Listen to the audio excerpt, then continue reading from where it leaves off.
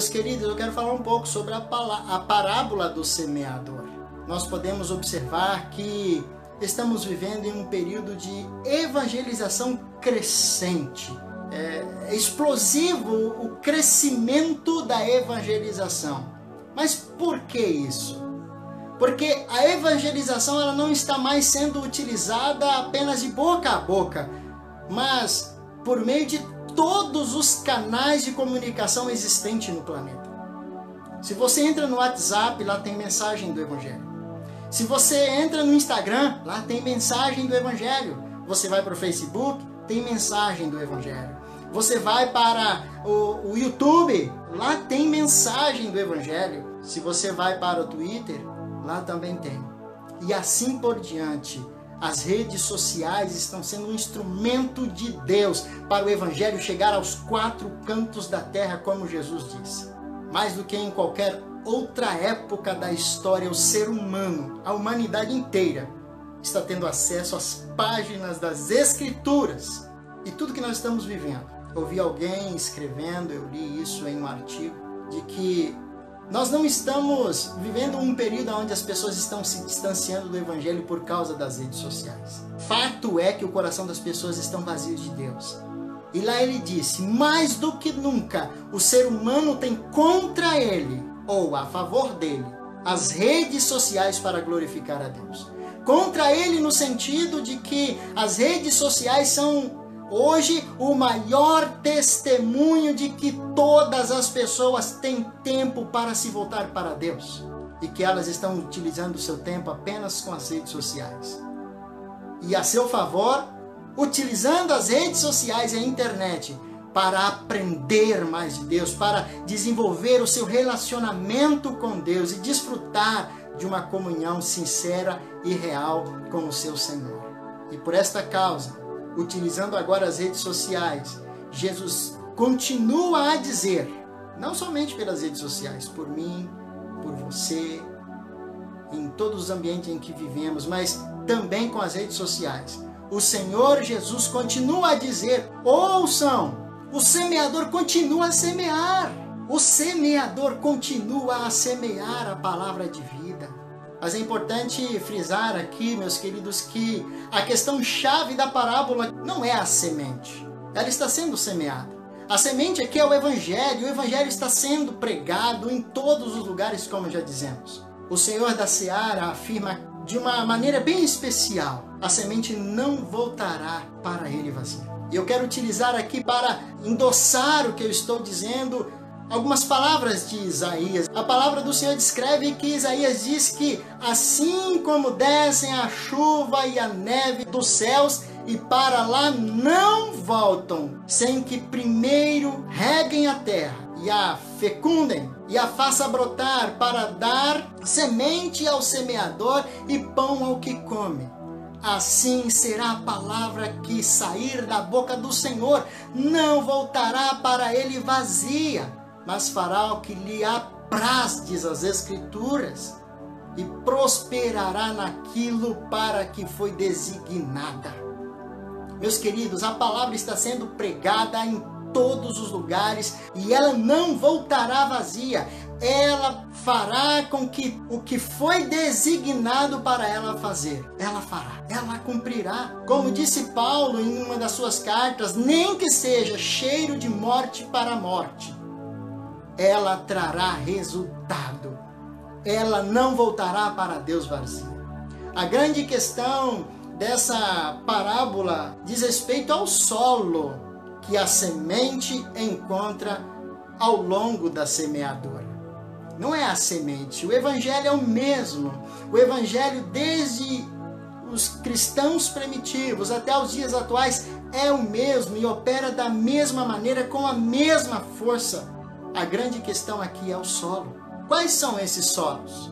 O primeiro solo dessa parábola diz respeito ao terreno à beira do caminho. Que solo é esse?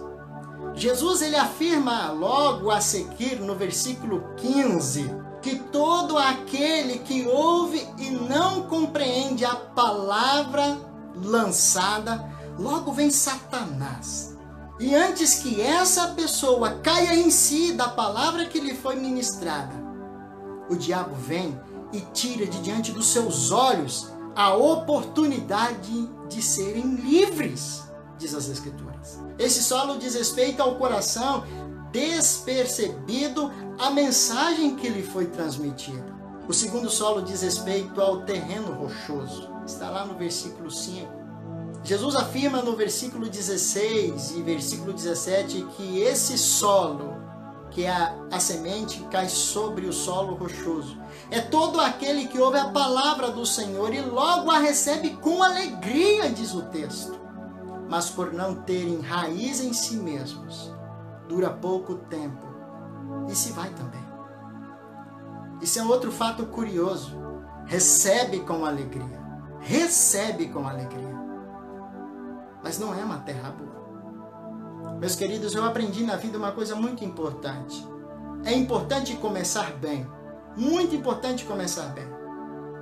Mas se nós tivermos a opção de escolher das duas uma, é melhor terminar bem do que começar bem e terminar mal. Eu aprendi isso na vida. O importante é começar bem e terminar bem. Essa é a melhor coisa. Porém, se não podemos começar bem, comecemos e vamos progredindo para terminar bem. O texto diz, Jesus disse lá no versículo 16, que aqueles que são considerados solo rochoso, eles recebem a palavra com alegria. Eles recebem. A palavra entra. Isso gera alegria, satisfação no coração deles. Mas não dura muito, porque eles não têm raiz em si mesmo. Esse solo diz respeito ao coração que recebe a mensagem com alegria, mas quando vêm as angústias da vida ou as perseguições, disse Jesus, por causa da palavra dele, logo se escandalizam. Eu quero dizer a respeito do terceiro solo agora. O terceiro solo diz respeito ao terreno entre os espinhos.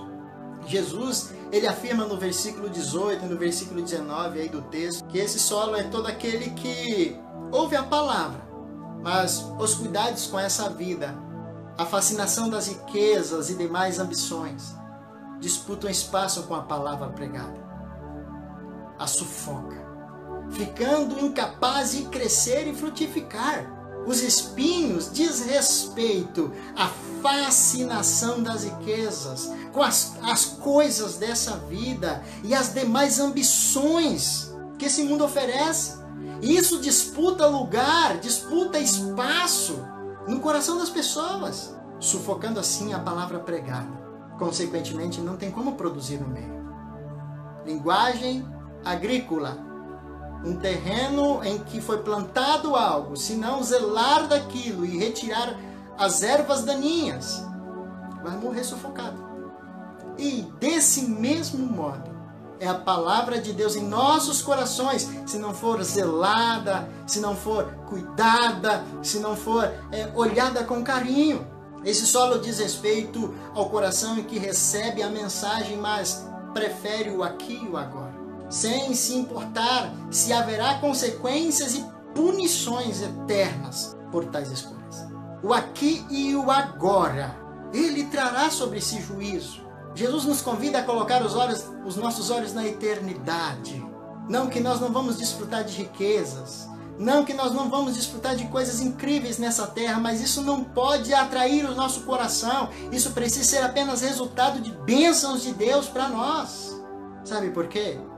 Porque ambos esses três solos são solos problemáticos, como tem sido o solo do nosso coração. O quarto solo diz respeito à boa terra, porque essa terra existe. Jesus afirma no versículo 19 que esse solo deu frutos. A boa terra produziu, porque recebeu a semente, germinou a semente, e fez a mesma crescer e produzir, e a produção, a despeito das circunstâncias ao seu redor, é de 30, 60 e 100 por um. Esse solo diz respeito ao coração que recebe a mensagem, aguarda e coloca em prática o que lhe é transmitido por meio do Evangelho. O Evangelho vem até nós. E depois do Evangelho chegar até nós, nós recebemos essa mensagem, guardamos essa mensagem, praticamos essa mensagem, então, consequentemente, produzimos frutos através dessa mensagem. Todo ser humano é classificado por Deus dentro de um desses solos. Nós fazemos parte de um desses solos. A terra em si não é denominada diferente uma da outra. Os nossos corações não são denominados diferente um do outro. Nós não encontramos a Bíblia dizendo, a terra à beira do caminho é uma terra ruim, a terra em cima das pedras é uma terra ruim, a terra no meio dos espinhos é uma terra ruim, mas a terra boa é só aquela terra que recebe. Não, a Bíblia não fala isso. A Bíblia não separa qualidade de terra. Ela diz respeito ao ambiente que esse solo se encontra. O ambiente em que se encontra o meu e o seu coração. A partir de todas essas informações, só nos resta fazer uma avaliação, olhando para os valores que exaltamos em nossa vida e para as escolhas que normalmente fazemos diariamente. Que possamos enxergar a diferença entre a vida e o bem de Deus e a morte e o mal causado pelos nossos pecados.